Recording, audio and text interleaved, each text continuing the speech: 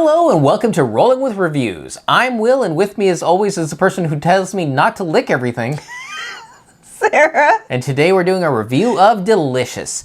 Now if you want to see our two-player perspective and accessibility, check out Rolling with Two Delicious. Sarah, tell us a bit about this game. All right.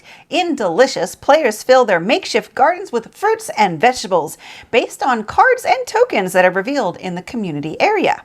How players use the cards and tokens is limited, and over 12 rounds, players work to maximize scoring opportunities, and the player with the most points at the end wins. All right, Will, so why did we get this? So we do like a lot of the pencil first games that we call their cultivation line, right? Where it's various plants and the like. So we missed out on the pre-order, but when we finally got around to placing an order, we saw it was available and snatched it up. Right, because we do enjoy flip and write games, so it was really nice to see that style of game in their what we call kind of cultivation line. Yes. All right, so what do we like about the game? It has a really interesting multi-layer puzzle.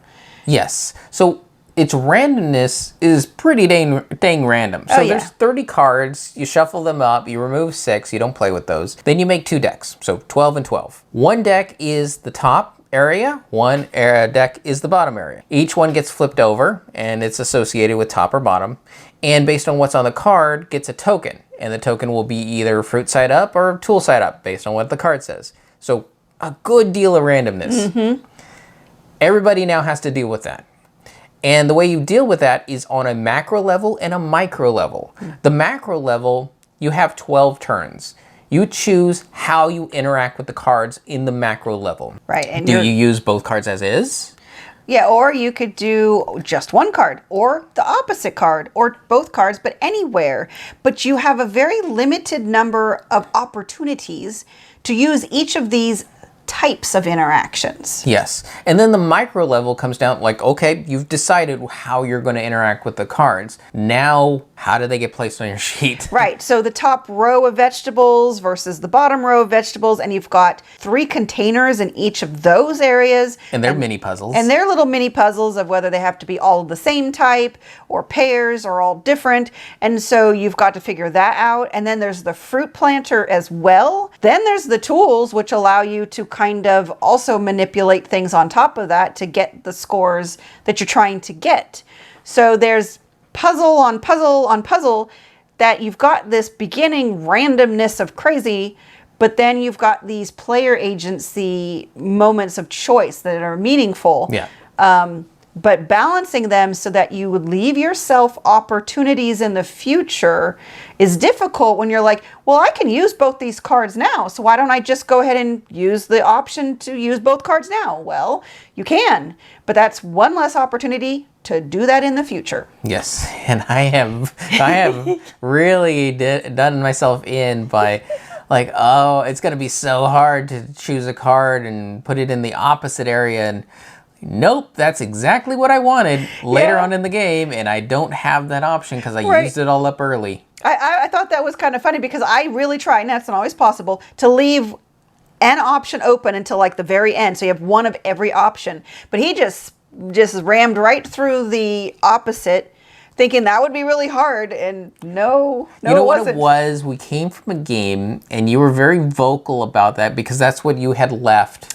Oh. And you're like, man, it's so hard to grab this thing and do it in the opposite area.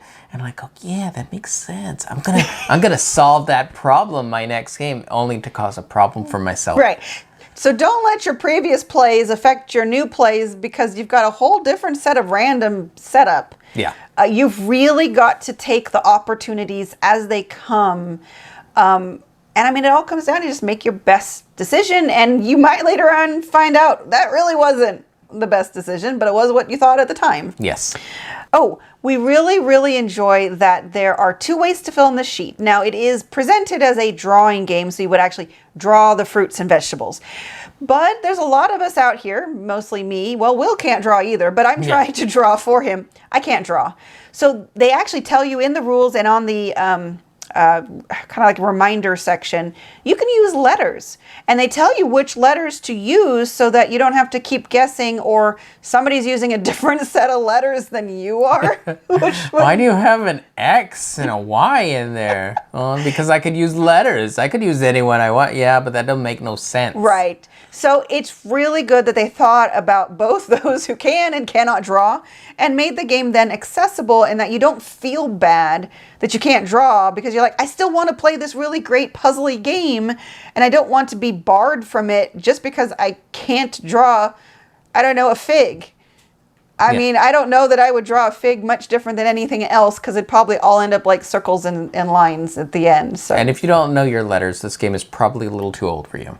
Yeah, just a scotch. Just a scotch. So, and going with the theme, this is just an accessible theme. I mean, it's one of the things we really like about what we were calling the cultivation line. Mm-hmm. It's hard to offend with gardening. I mean, somebody maybe like, yeah, I don't really like gardening. Like me, you'll never catch me outside gardening.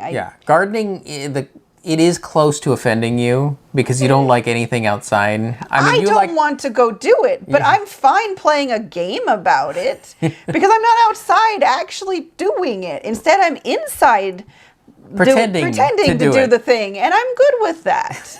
This is my way to experience weird gardening in boots and wheelbarrows and tubs that I wouldn't do in real life. So I love this simulation of it much better.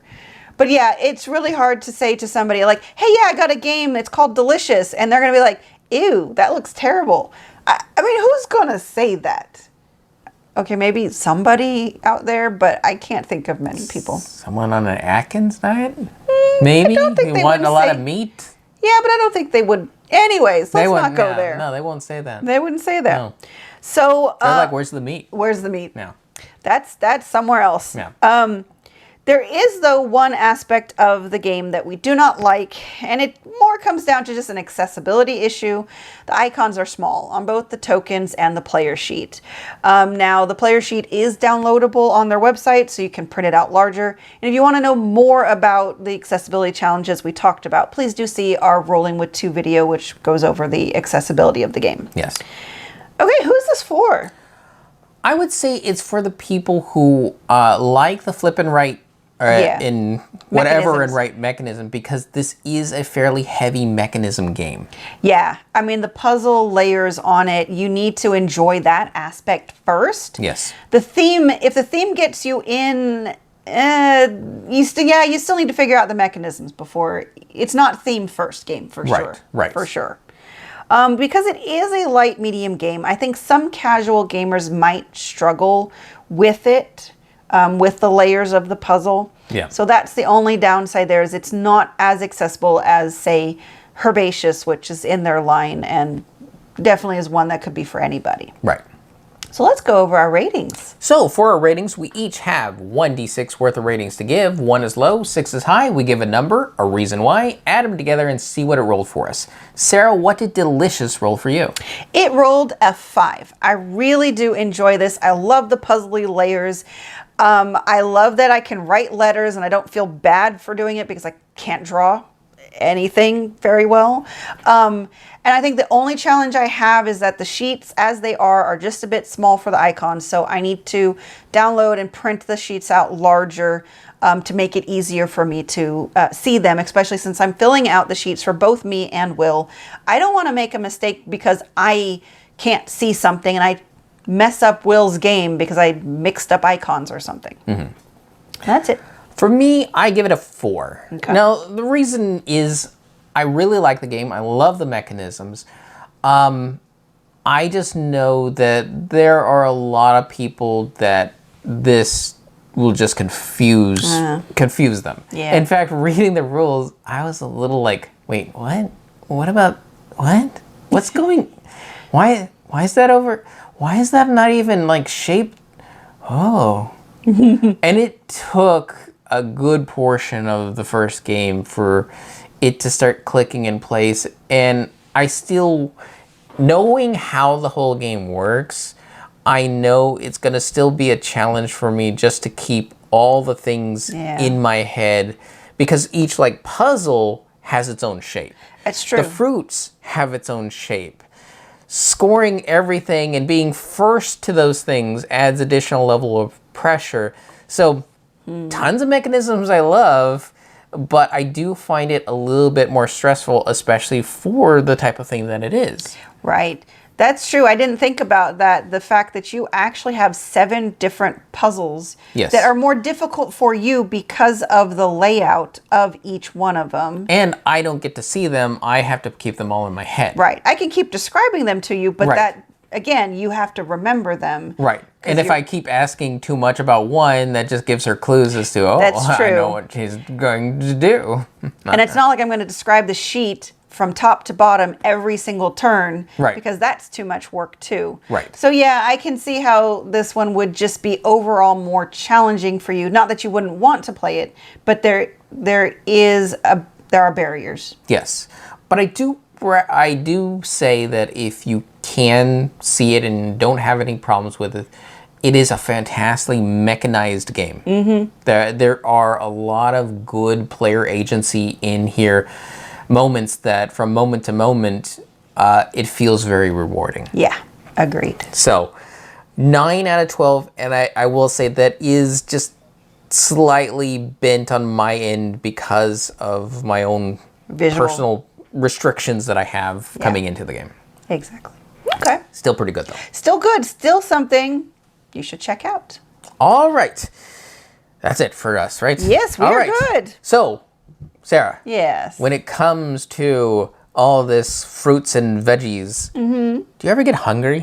Oh yeah, I don't know. The watermelon on here, I don't know what it is about it. It just makes me really want to go to the store and buy a watermelon. Do you think it's because we're in the season still of eating watermelons? Yeah, it's getting to the end. Because what if it was like winter? Yeah, I guess if it was winter, I might not necessarily want to eat watermelon. I still like berries, though. So I still like, you know... Well, you can put those in pies. Right, raspberries and strawberries and things like that. So a seasonal game. But I think it's good for every season. I guess so. Yeah. And we've been Rolling with Reviews. And remember, if you have any questions, comments, or concerns, you can reach out to us on the various social media platforms at... Rolling with 2, that's TWO. We are on Twitter, Facebook, and Instagram. And on YouTube, please like and subscribe. And if you have time, check out the other content Nanaman has found for you, because remember, he's rolling with you.